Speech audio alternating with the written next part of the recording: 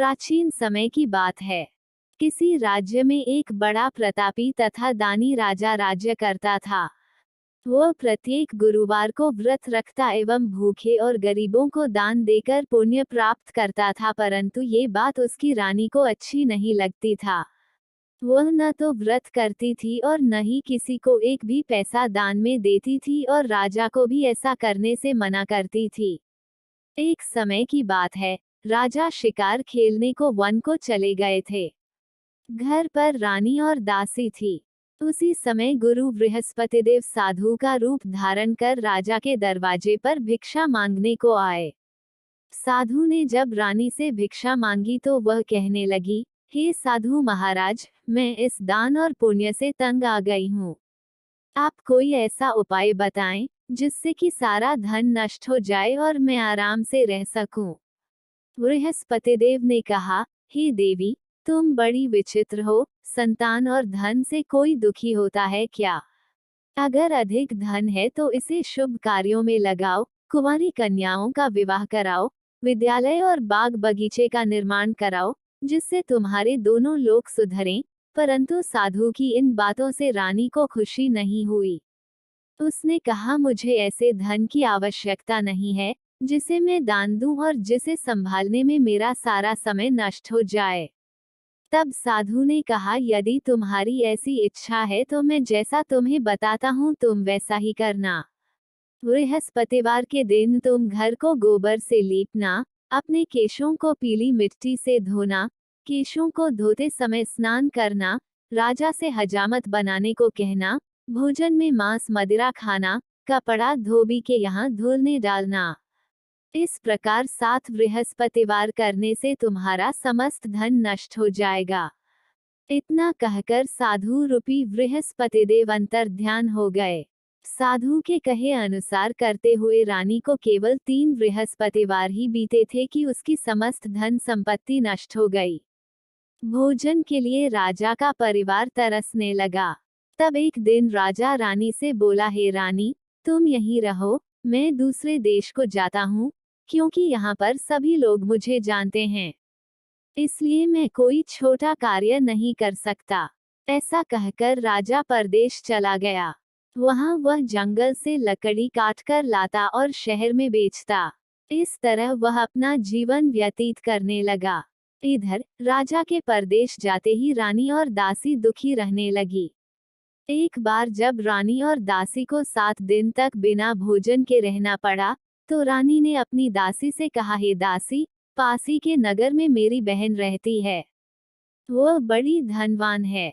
तू उसके पास जा और कुछ ले आ ताकि थोड़ा बहुत गुजर बसर हो जाए। दासी रानी के बहन के पास गई। उस दिन बृहस्पतिवार था और रानी की बहन उस समय बृहस्पतिवार व्रत की कथा सुन रही थी। दासी ने रानी की बहन को अपनी रानी का संदेश दिया, लेकिन रानी की बड़ी बहन ने कोई उत्तर नहीं दिया। जब दासी को रानी की बहन से कोई उत्तर नहीं मिला तो वह बहुत दुखी हुई और उसे क्रोध भी आया। दासी ने वापस आकर रानी को सारी बात बता दी। सुनकर रानी ने अपने भाग्य को कोसा। उधर रानी की बहन ने सोचा कि मेरी बहन की दासी आई थी, परंतु मैं उससे नहीं बोली, इससे वो बहुत दुखी हुई होगी। कथा सुनकर और पूजन समाप्त कर वह अपनी बहन के घर आई और कहने लगी, हे बहन, मैं बृहस्पतिवार का व्रत कर रही थी। तुम्हारी दासी मेरे घर आई थी, परंतु जब तक कथा होती है तब तक न तो उठते हैं और न ही बोलते हैं, इसलिए मैं नहीं बोली। कहो दासी क्यों गई थी? रानी बोली, बहन, तुमसे क्या छिपाऊं, हमारे घर में खाने तक को अनाज नहीं था। ऐसा कहते कहते रानी की आंखें भर आई। उसने दासी समेत पिछले 7 दिनों से भूखे रहने तक की बात अपनी बहन को विस्तारपूर्वक सुना दी। रानी की बहन बोली, देखो बहन, भगवान बृहस्पतिदेव सबकी मनोकामना को पूर्ण करते हैं। देखो, शायद तुम्हारे घर में अनाज रखा हो। पहले तो रानी को विश्वास नहीं हुआ, पर बहन के आग्रह करने पर उसने अपनी दासी को अंदर भेजा तो उसे सचमुच अनाज से भरा एक घड़ा मिल गया। ये देखकर दासी को बड़ी हैरानी हुई। दासी रानी से कहने लगी, हे रानी, जब हमको भोजन नहीं मिलता तो हम व्रत ही तो करते हैं, इसलिए क्यों न इनसे व्रत और कथा की विधि पूछ ली जाए, ताकि हम भी व्रत कर सके। तब रानी ने अपनी बहन से बृहस्पतिवार व्रत के बारे में पूछा। उसकी बहन ने बताया, बृहस्पतिवार के व्रत में चने की दाल और मुनक्का से विष्णु भगवान का केले की जड़ में पूजन करें तथा दीपक जलाएं, व्रत कथा सुने और पीला भोजन ही करें। इससे बृहस्पतिदेव प्रसन्न होते हैं। व्रत और पूजन विधि बतलाकर रानी की बहन अपने घर को लौट गई। 7वें रोज बाद जब गुरुवार आया तो रानी और दासी ने निश्चयानुसार व्रत रखा। घुड़साल में जाकर चना और गुड़ बीन लाए और फिर उसकी दाल से केले की जड़ तथा विष्णु भगवान का पूजन किया। अब पीला भोजन कहाँ से आए, इस बात को लेकर दोनों बहुत दुखी थे। चूंकि उन्होंने व्रत रखा था इसलिए गुरुदेव उन पर प्रसन्न थे, इसलिए वे एक साधारण व्यक्ति का रूप धारण कर 2 थालों में सुंदर पीला भोजन दासी को दे गए। भोजन पाकर दासी प्रसन्न हुई और फिर रानी के साथ मिलकर भोजन ग्रहण किया। उसके बाद वे सभी गुरुवार को व्रत और पूजन करने लगी।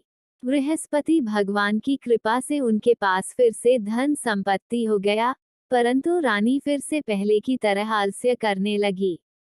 तब दासी बोली, देखो रानी, तुम पहले भी इस प्रकार आलस्य करती थी, तुम्हें धन रखने में कष्ट होता था, इस कारण सभी धन नष्ट हो गया और अब जब भगवान गुरुदेव की कृपा से धन मिला है तो तुम्हें फिर से आलस्य होता है। बड़ी मुसीबतों के बाद हमने ये धन पाया है, इसलिए हमें दान पुण्य करना चाहिए, भूखे मनुष्यों को भोजन कराना चाहिए और धन को शुभ कार्यों में खर्च करना चाहिए, जिससे तुम्हारे कुल का यश बढ़ेगा, स्वर्ग की प्राप्ति हो और पितर प्रसन्न हो। दासी की बात मानकर रानी अपना धन शुभ कार्यों में खर्च करने लगी, जिससे पूरे नगर में उसका यश फैलने लगा।